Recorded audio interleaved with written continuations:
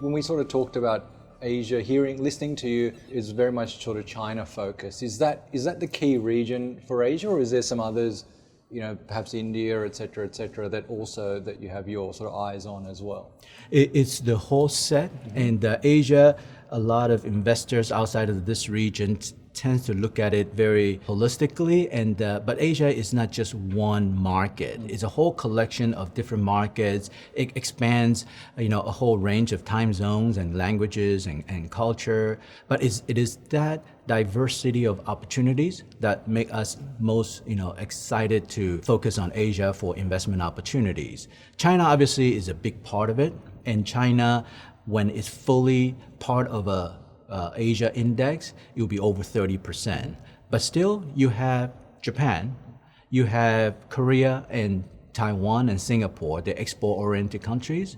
The Southeast Asia, which actually gives China, as its wages go up, Southeast Asia actually is becoming the next factory to the world. And then the story that will evolve the next 10 years is India, where the population, and especially the young population, is emerging because of all the technology opportunities and outsourcing opportunities and the stability of the political reform drive that's in place. It's going to give an investor outside of this region lots of investment opportunity, something that China has witnessed the last 10 years.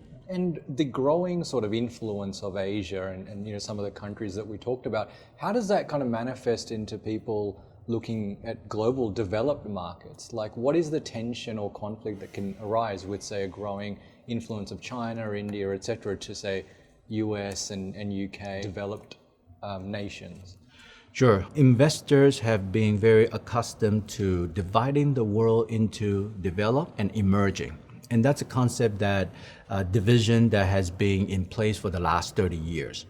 But the fallacy is actually when emerging market, the term was coined 30 years ago, it was only less than 30% of the global GDP. The World Bank actually predicts that in the next 5 to 10 years, more than 50% of the GDP from the world is going to come from emerging. Developed actually is becoming the minority. So that concept of dividing developed versus emerging is actually becoming obsolete.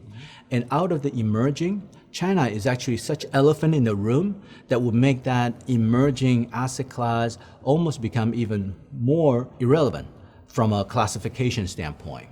We think that developed markets, which has traditionally been more stable, more diversified, and gives you more technology and sophisticated healthcare and other investment opportunities, we're actually seeing a lot of those opportunities pop up in Asia, emerging Asia, as well as China. So the line between developed and emerging is really blurring.